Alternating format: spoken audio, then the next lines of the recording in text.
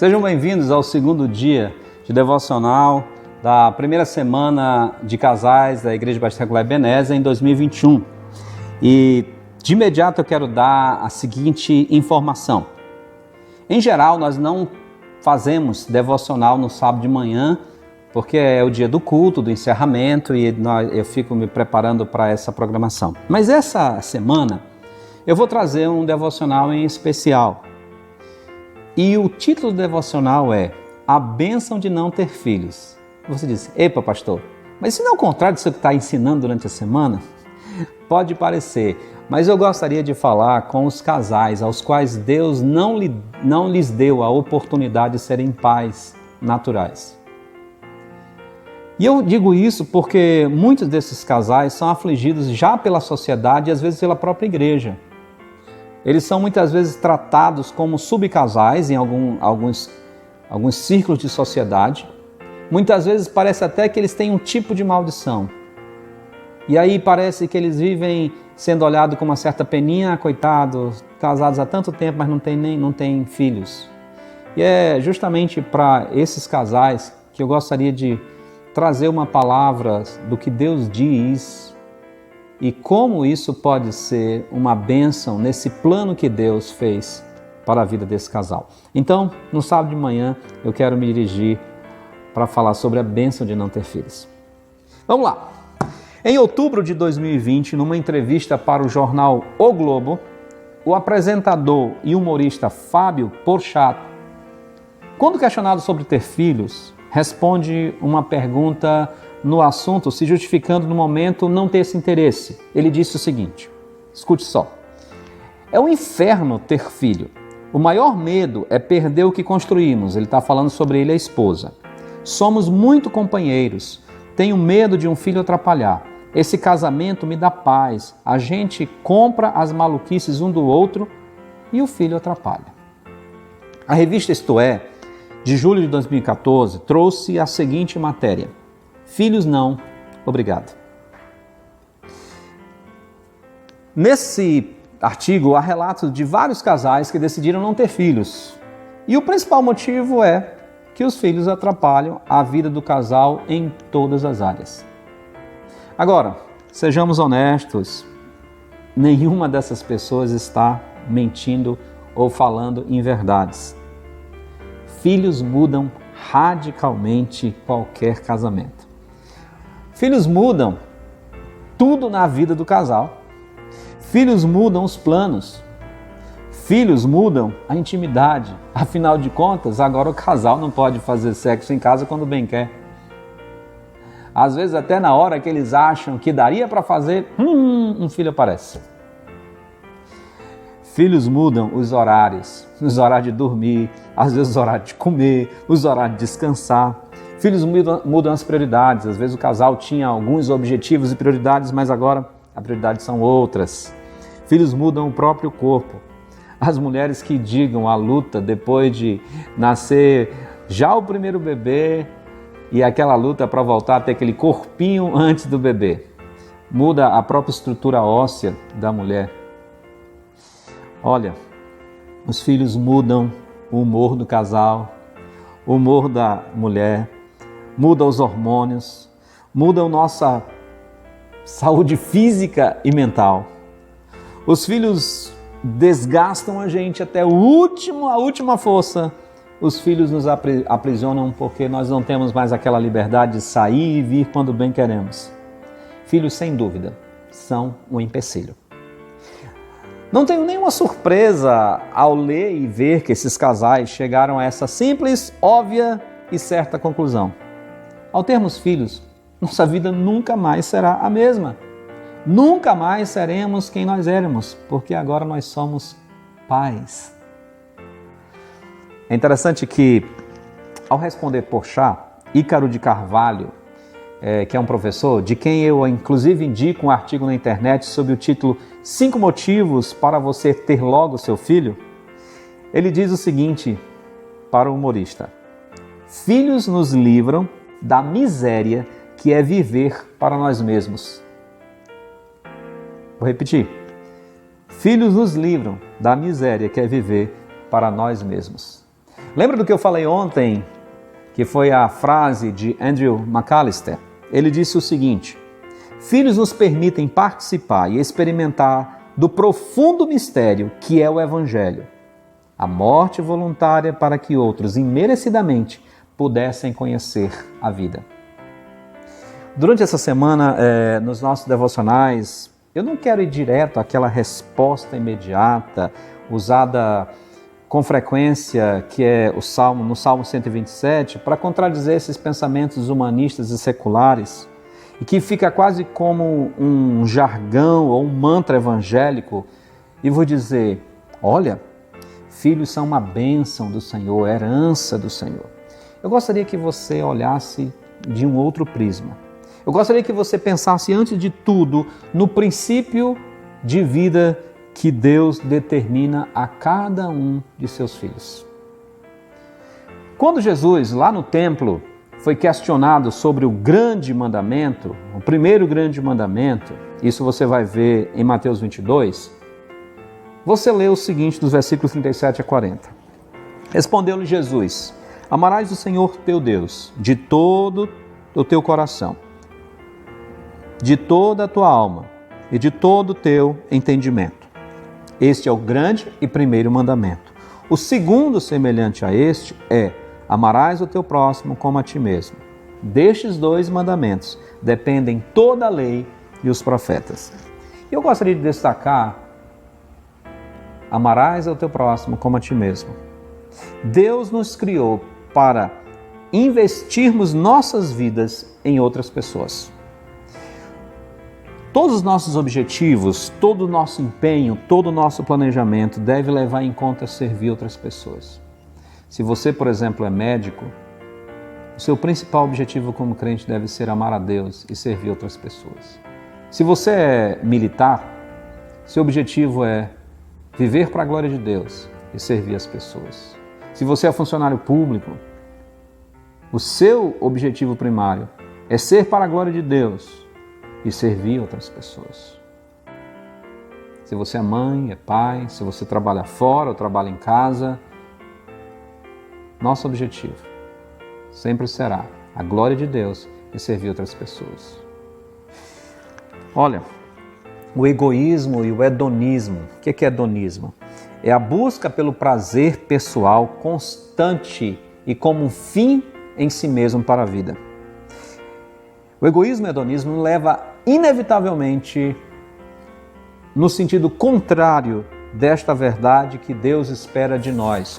Pois amar dói, amar causa sofrimento, amar causa muitas lágrimas. Não é à toa que Paulo nos diz: o amor tudo sofre, tudo crê, tudo espera, tudo suporta. Essas palavras não seriam ditas, promovidas pelo próprio Espírito Santo, usando Paulo, se o amor não fosse praticamente sinônimo de dor e sofrimento. É algo que está incluído no amar. Muitas pessoas, inclusive, se negam a certos relacionamentos ou se envolver em sentimentos porque não querem sofrer. Claro, mas não terão a capacidade nem a oportunidade de amar, porque amar traz dores e sofrimentos. Amar os outros significa que, com certeza, em algum momento da vida, nós iremos sofrer por causa da pessoa amada. Porém, o incentivo do nosso amor está nas palavras que João diz na sua primeira carta, no capítulo 4, verso 19. Nós amamos porque Ele nos amou primeiro.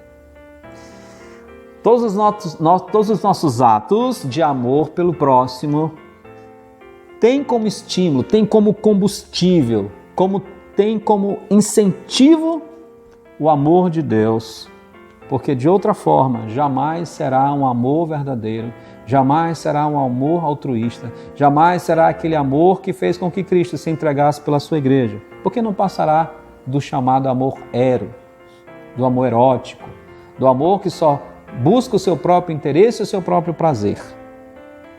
Lembrando as próprias palavras de Paulo, em outro contexto de relacionamento, nós ouvimos o seguinte, Efésios 4:32. Antes sede um para com os outros, benignos, compassivos, perdoando-vos uns aos outros, como também Deus em Cristo vos perdoou. Se nós pensarmos bem, qualquer ato de bondade que façamos para com o próximo, por melhor que pareça, ainda será pequeno, ainda será insignificante, comparado com o que Deus fez por nós.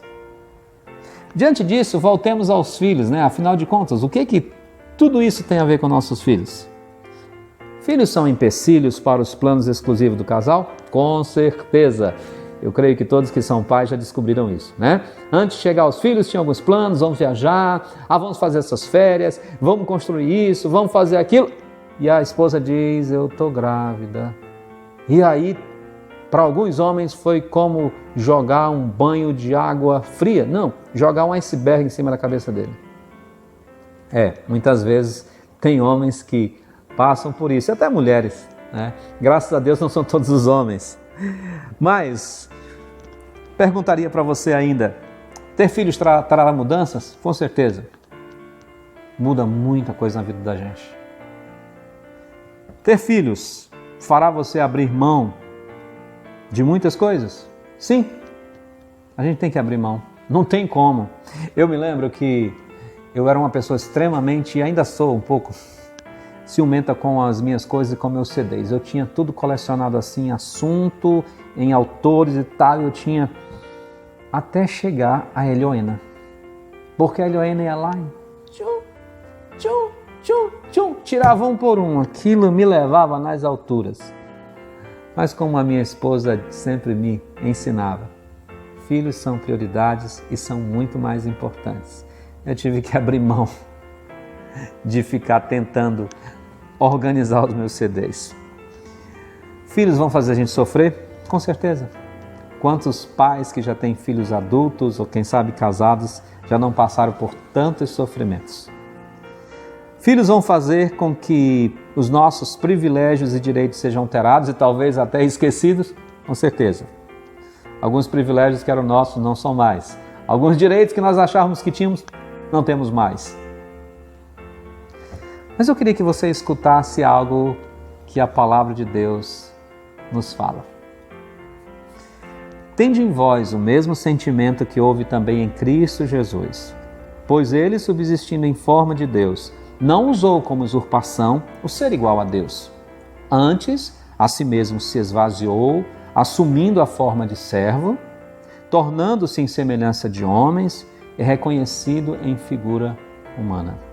A si mesmo se humilhou, tornando-se obediente até a morte e morte de cruz. A gente, às vezes, antes de ter filho e depois de ter filhos, às vezes refletimos o que é que eu perdi com essa nova etapa da vida. Mas eu queria que nesse momento você parasse e refletisse o quanto mudou na vida de Jesus e do próprio Pai para que você fosse gerado filho de Deus. Você já parou para pensar sobre isso? O quanto o pai e o filho tiveram que abrir mão para que eu e você fôssemos feitos filhos de Deus? Deixa eu lhe dar alguns exemplos. O pai, você já imaginou? O pai que vivia desde sempre numa comunhão perfeita, harmoniosa, gloriosa, maravilhosa dele com o Filho e o Espírito. E agora esse filho vem à terra. E não só isso, esse filho em quem ele se compraz foi desprezado. Esse filho a quem ele ama tanto foi rejeitado. Esse filho a quem ele ama tanto foi maltratado, foi humilhado. Esse filho a quem ele ama tanto chegou ao ponto de que o próprio pai, simbolicamente, não pôde mais contemplar o próprio filho, porque ele carregava sobre si todos os nossos pecados. E o filho? Jesus Cristo tinha a adoração imediata dos anjos perfeita, alguém que habita e que habitava em luz inacessível, cujos próprios anjos santos não lhes é permitido ver a sua glória, como nós vemos em Isaías capítulo 6. foi reduzido abaixo da criatura. Porque Hebreus diz, por um tempo fizeste menor que os anjos. O Senhor Jesus, o poderoso, o Todo-Poderoso, se limitou a depender exclusivamente do Espírito Santo. O Senhor Jesus, o dono de tudo, na sua primeira noite de sono, não tinha um berço. Dormiu num coxo que não lhe pertencia, pertencia aos animais.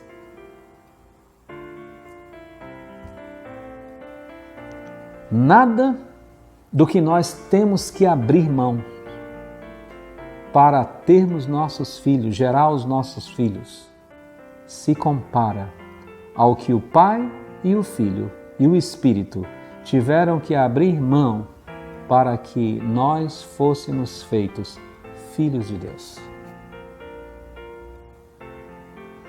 Por isso que João diz, nós o amamos, porque ele nos amou primeiro.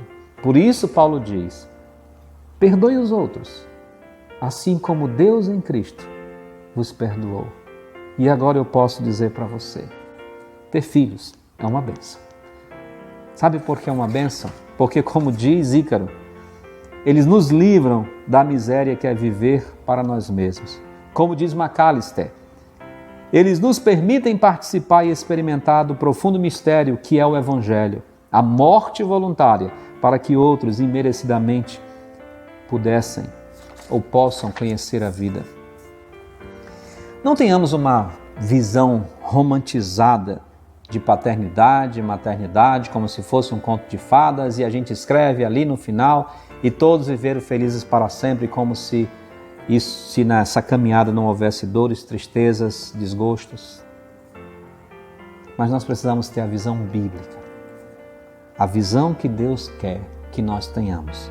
Deus está nos dando uma das maiores oportunidades de abandonarmos todo o nosso egoísmo e hedonismo, de vivermos só para nós mesmos. Deus está nos dando a grande oportunidade de abandonarmos a pobreza de uma vida só para si e investirmos, nós nos desgastarmos, sofrermos, chorarmos, doarmos-nos a outras pessoas que chamamos de filhos. Que Deus nos abençoe e nos dê a visão correta segundo a sua palavra.